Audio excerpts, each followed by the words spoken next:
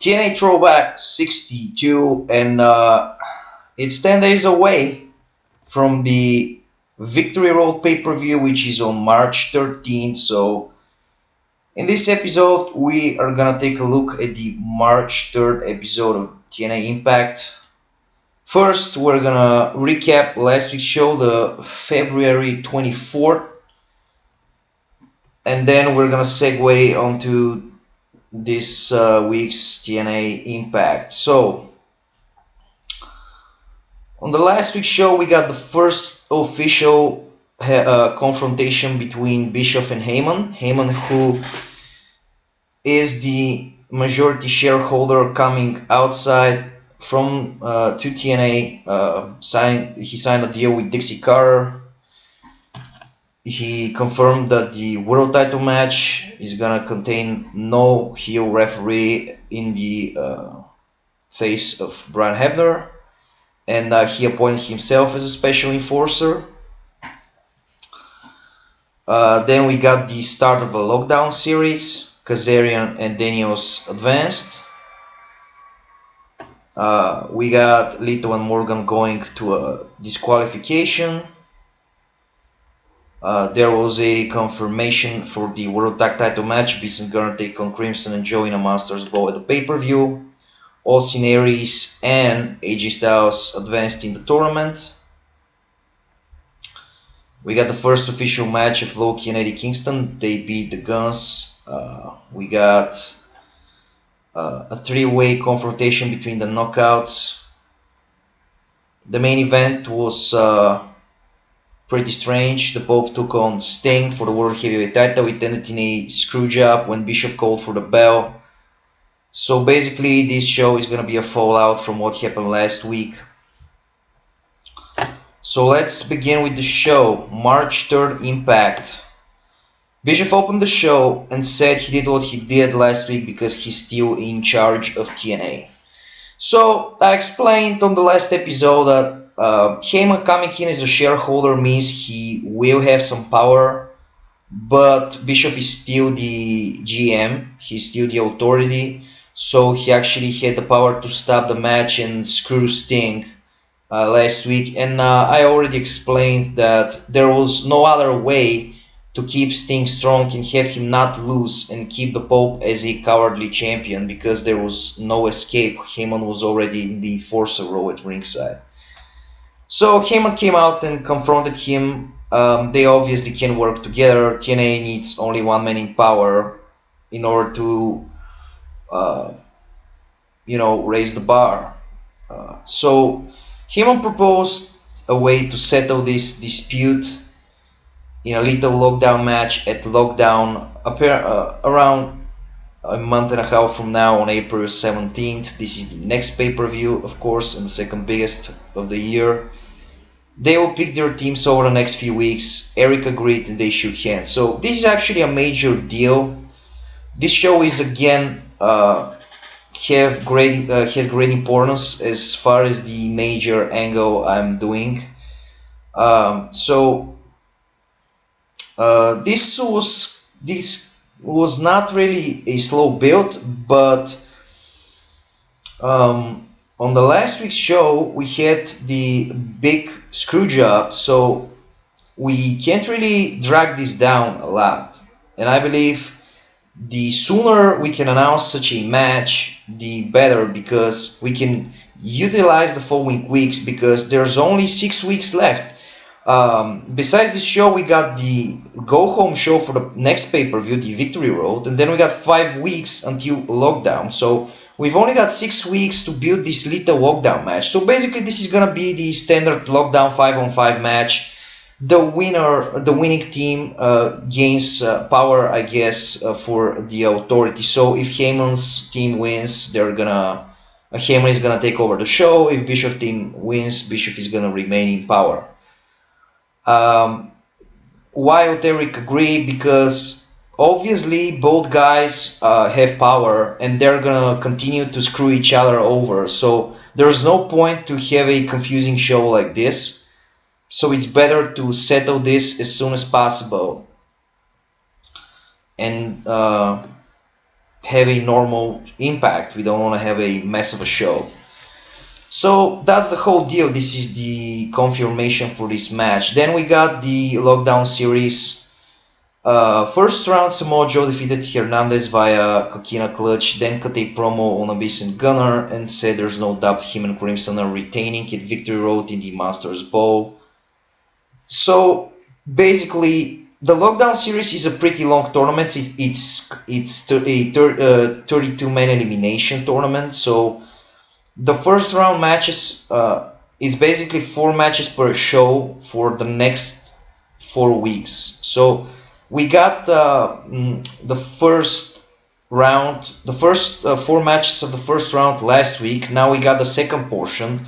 On the go home show, we're gonna have the third portion of the matches, and on the Fallout show, we're gonna have the fourth one. And then we're gonna have 2 weeks of second round matches. Then we're gonna have the quarterfinals, and on the go home show, we're gonna have the semifinals and the final.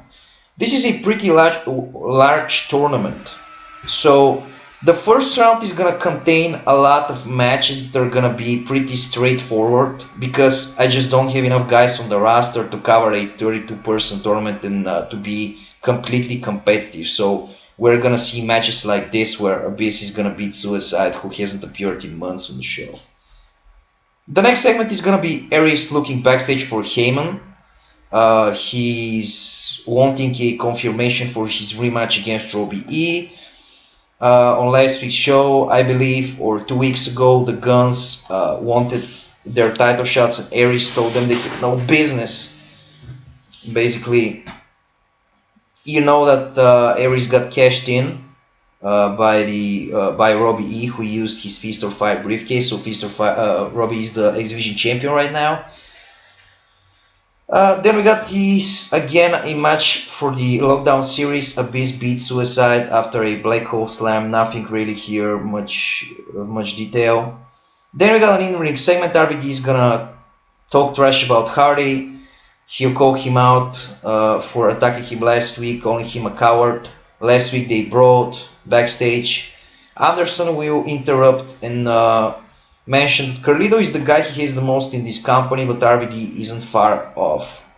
So they're gonna have an impromptu match. Mr. Anderson is gonna defeat Rob Van Dam via mic check after Hardy's theme song distracted RVD. No Carlito on this show.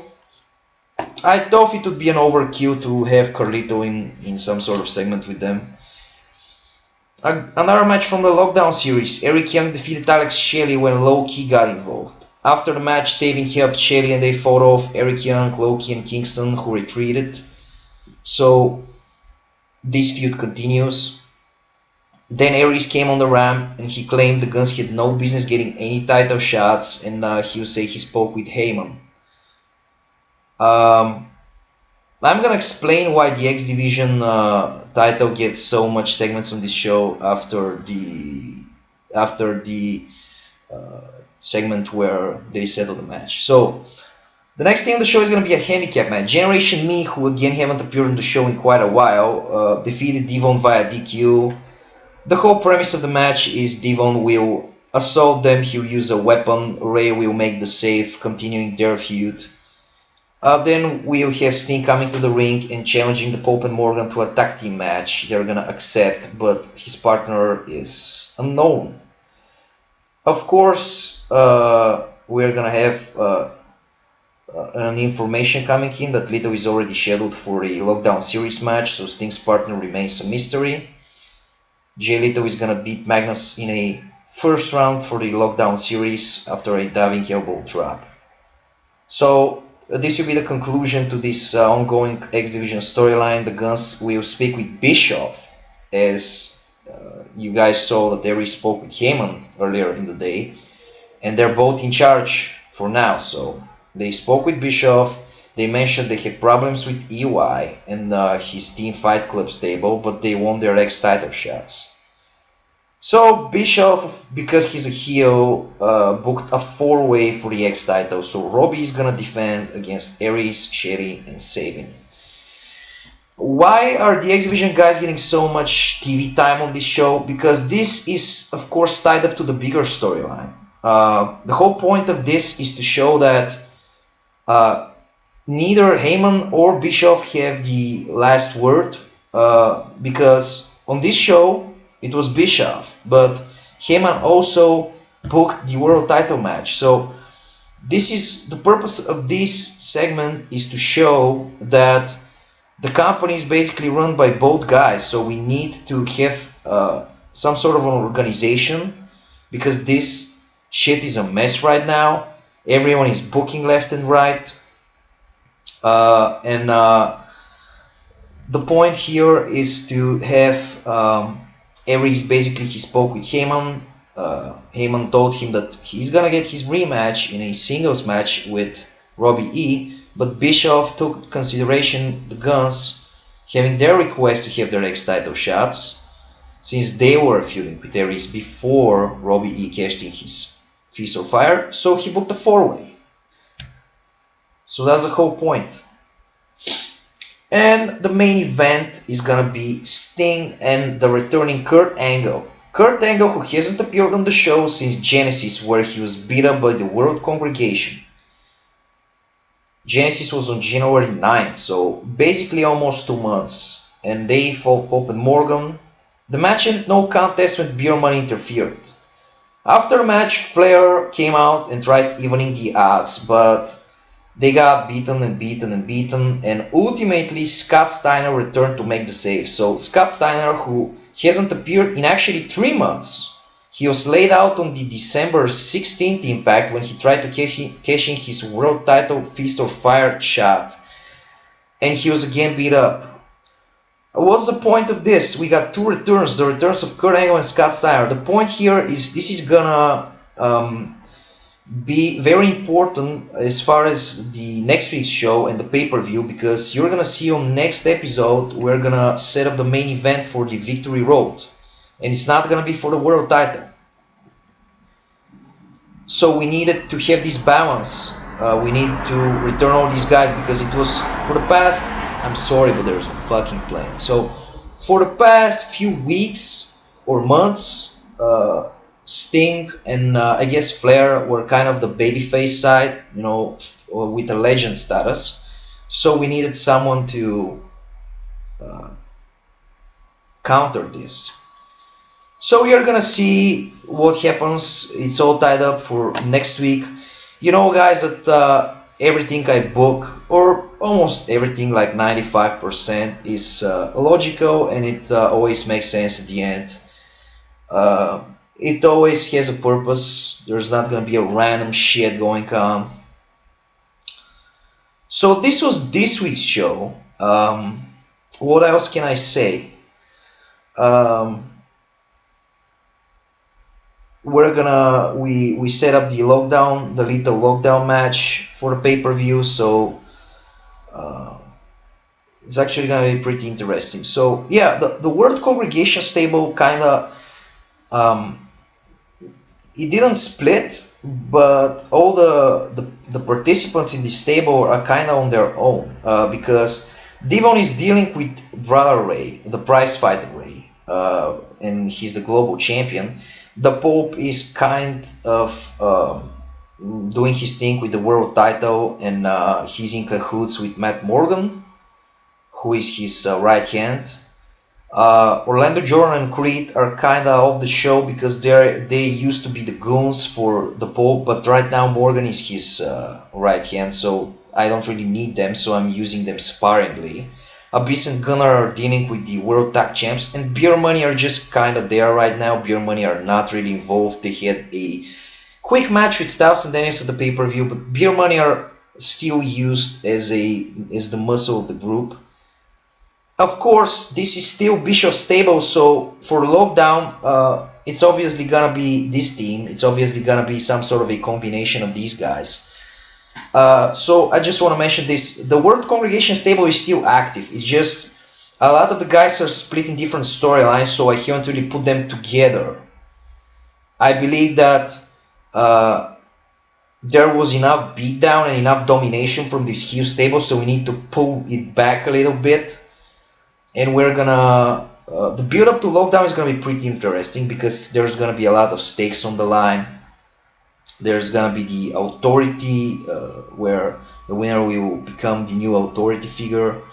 And of course, World Congregation is gonna be on Bischoff's side, but we're gonna see Heyman's team, and this is gonna all be resolved in the following weeks. So, next episode we got the Go Home show for the Victory Road pay-per-view, and that's that.